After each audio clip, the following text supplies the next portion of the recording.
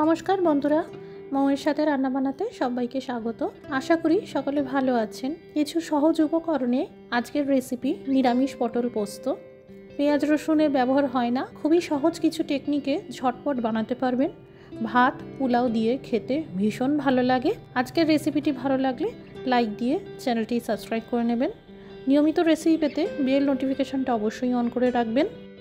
এখানে গোটা 9টা পটল আছে। ভালো করে ধুয়ে নেওয়ার পর দুই দিকটা কেটে নিয়েছি আর ছুরি দিয়ে পটলগুলো চেঁচে নিয়েছি।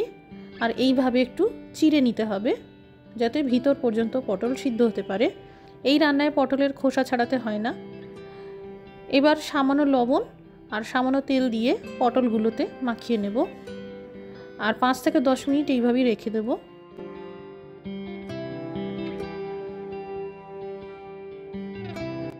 কড়াইতে তেল গরম করে নিয়েছি।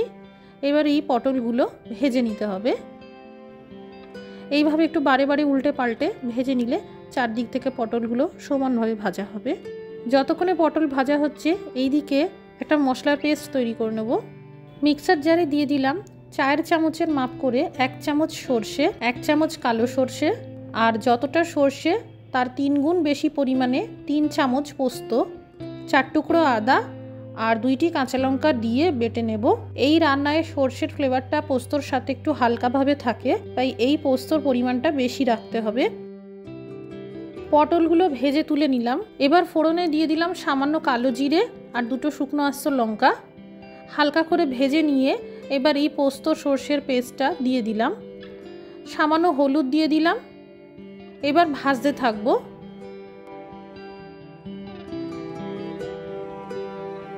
মিক্সার জারে লেগে থাকা পেস্ট ধুয়ে দিয়ে দিলাম। আবারও ভাজতে থাকবো। খুব ভালো করে ভেজে নিতে হবে যাতে চারদিক থেকে তেল বেরিয়ে আসে। সামান্য লবণ দিয়ে দিলাম। খুব ভালো করে ভেজে নিলাম। এই দেখুন হালকা হালকা তেল বেরিয়ে এসেছে। এবার দিয়ে দিলাম ভেজে রাখা পটলগুলো। সামান্য আধা কাপ জল দেব।